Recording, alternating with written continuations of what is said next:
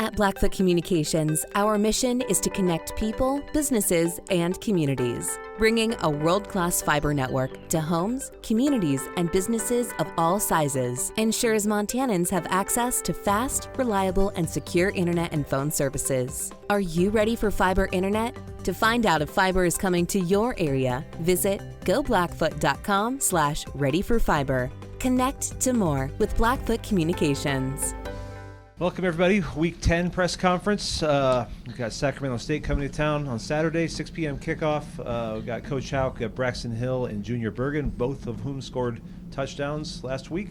And Coach, speaking of the Bears, your final thoughts after watching some film on the Northern Colorado game before Montana gets Sacramento State here on Saturday. All right. Thanks, Eric. Appreciate it. So Saturday's game, it was good to get a win. It was great to get our 7th win on the season.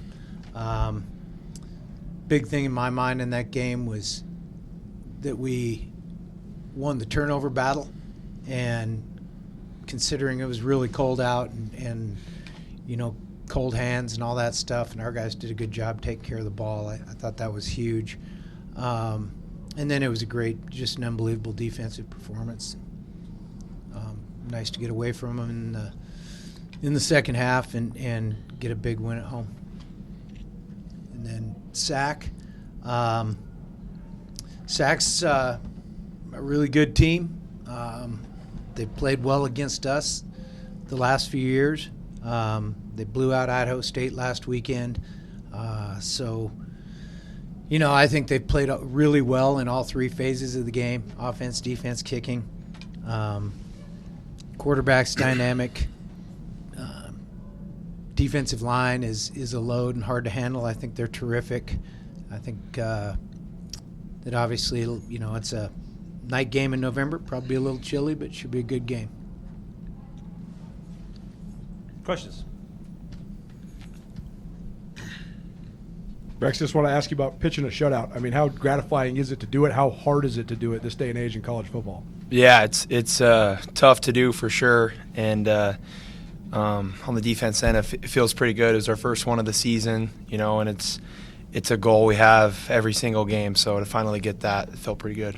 Coach, similar question. Just it seems like it's a very difficult task this day and age in college football. So what went into it on Saturday? Well, it is. I was sitting here when you asked him that question. I was sitting here thinking I'm going to put tabs on a research project to see how many shutouts Big Sky teams have had over the last 5 years, the last 5 seasons, and see who's got the most. But I think probably we do. It's really hard to do. The yardage total was, holding teams to that number. I think that's the lowest total since we held Weber to 112 or something in the quarterfinal round of the playoffs. So just a really good day by our defense. It's difficult to keep people out of the end zone, and they did it.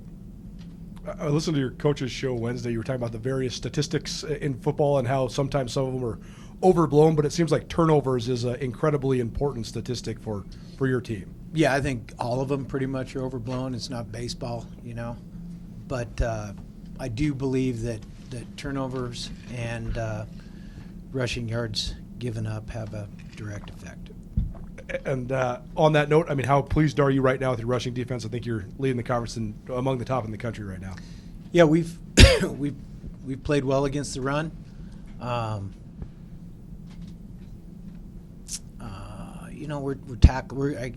guys are gonna get tired of me talking about our tackling, but we tackle well.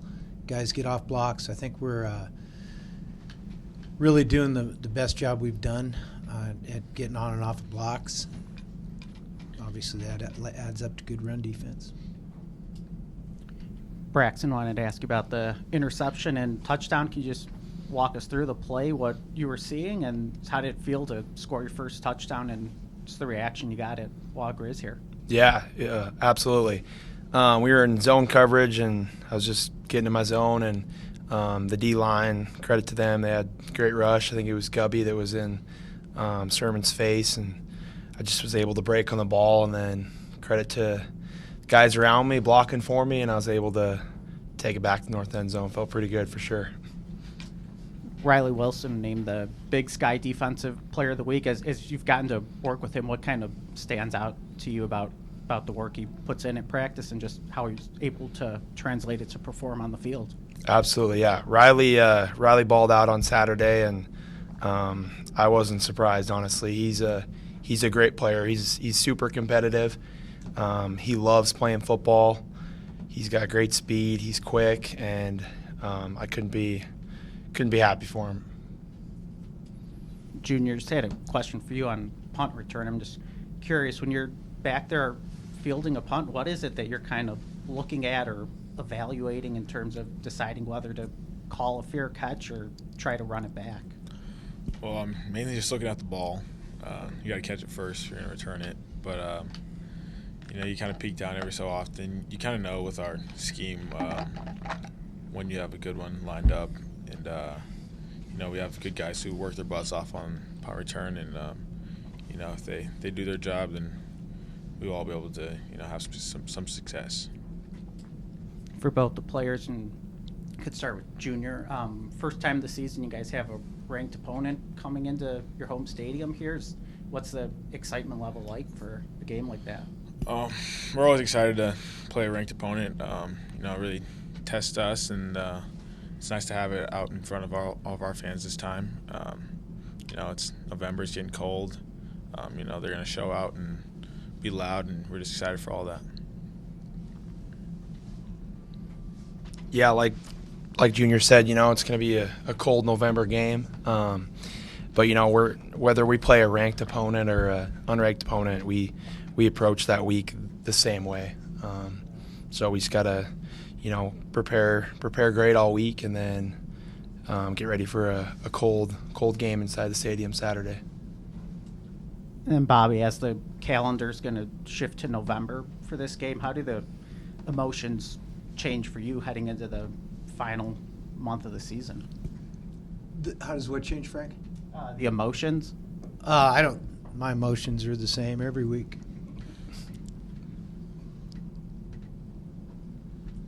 Coach, when it comes to Sac State, start offensively. Are they similar to last year, and do they run some of the same stuff, or are they a little bit different? I'd have to look at last year to refresh my memory, but I can tell you what they do this year.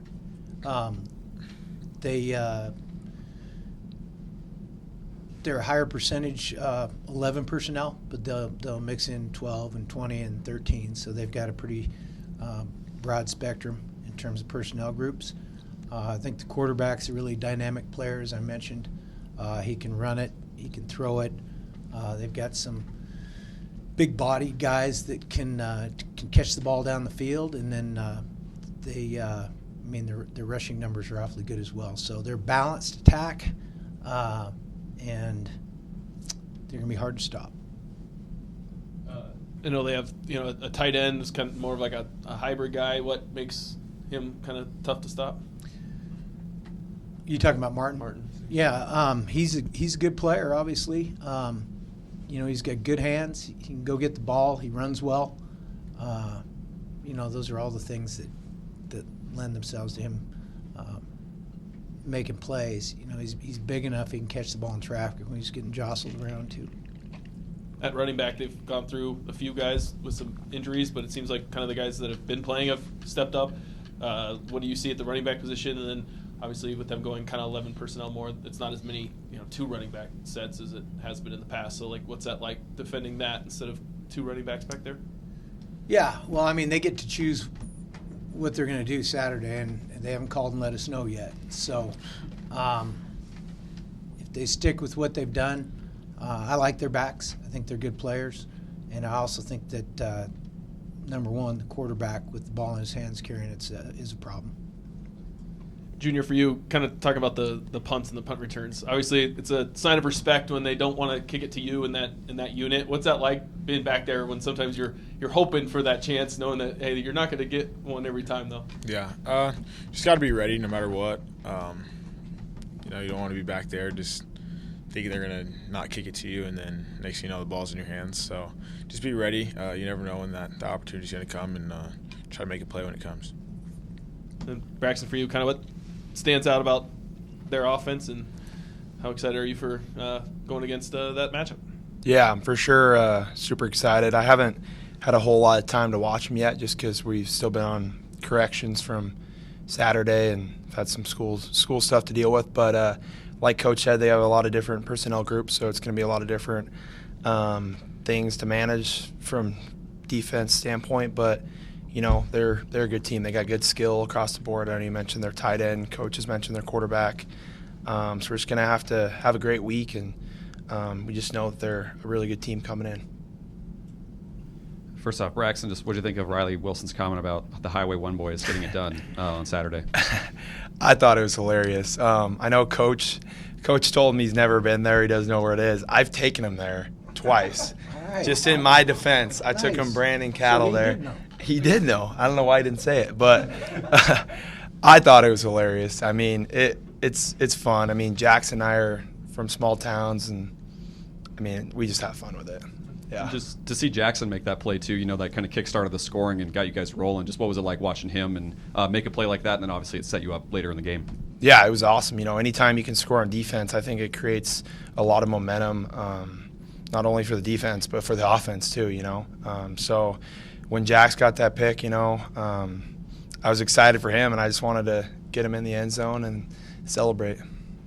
For both players, we kind of talked about this before the Idaho game, but when you see a team like Sac that has beaten you guys the last couple of times, how do you guys maybe temper some of those emotions as far as like not getting too high or too low, keep it the same? How do you guys kind of weather that knowing they're going to come in here and you guys are trying to get back at them? I mean, you definitely got to think about it just for motivation and just, I mean, you're going to be motivated any game, but, just knowing that they've beat us the last few years definitely lights a fire under me, and I know it lights a fire under the rest of the team. So just knowing that, but at the same time, we got to focus and prepare whatever the game plan is going to be. Yeah, I'd say the same thing as Braxton. We got to prepare like we do every week. We got a lot of mature guys on this team who they prepare really well, and so we just got to make sure we just attack it just like every other week, but just know that we still got a little left from last year. Then Junior, you got to catch Kate Lee's first touchdown pass for the Grizzlies. Just one, can you walk us through that play? And two, just what was it like seeing him get out there and sling it a little bit?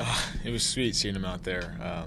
I'd heard that he's probably going to get some action this week, and I was stoked for him.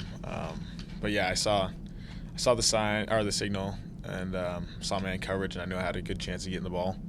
And Drew Deck was actually over there as well, and I knew it could go either way. And I just popped open and he hit me. Just celebrating with him too, well, I ignore that, but with him and Cliff, just what's it kind of like working with that dynamic, and what does Kate Lee bring to the table for you guys to help the offense? Hey, hold on. The questions about the quarterback should probably be directed to me. Well, we've already asked you that. So, I guess for you, Coach, my next question was going to be: you got some former players who coach at high school level here, but you got Andy Thompson now playing or coaching at Sac State. Just what have you seen from him? You've seen him as a coordinator, but what do you think of the job he's done so far with the Hornets?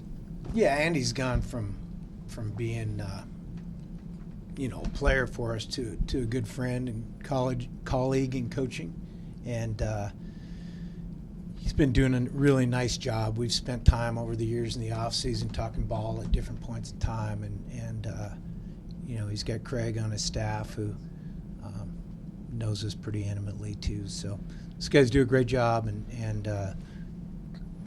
there's a reason why they're winning games. They know what they're doing. And then I know you're competing against him and competing in the same league, but is it kind of fun seeing guys that you coach, kind of make their way up these ranks as well? Well, thank goodness he's the only one that's a head coach, because there's a lot of years going by, but Andy's done a good job. It's always fun to see guys, whether it's coaching high school football or coaching at the collegiate level, that have been part of our program, and watching what part of how we do business they take with them, and you can see a lot of that. You can also see a lot of what they did at NAU and what Andy does and how they approach things with Coach Sowers.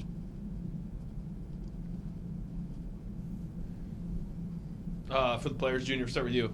Favorite Halloween candy? Kit Kat. Kit Kat. Okay. Do you have? What about? Is there one that's overrated or one that you don't like? Overrated. Shoot, I'm not a big candy guy, but I'd say just the Kit Kat's the only thing I really like. And then, do we like haunted houses and like getting scared or that kind of stuff, or no? Yeah, we went, like me and a couple of the guys on the team, we went to the haunted house out there, and wherever that's at, I don't know. We went out there though, and it was pretty cool. I'm not a big candy guy, but I would say my favorite is Reese's, and then the most overrated is probably candy corn. I'm not a big candy corn guy, and I don't really like being scared, so I don't know. I haven't been to any of the haunted houses or anything like that. Striking fear in the hearts of the opponent. Anybody else? Thanks, guys. Join Town Pump's Pump It Up Rewards Plus program and never pay full price for fuel again. Save 5 cents on every gallon every day at any Town Pump across Montana. Plus, earn and redeem points on your favorite in-store items to get free stuff with our clubs. Stop in and pick up a rewards card. Download the Pump It Up Rewards Plus app today. Or visit townpump.com/rewards to register and start saving.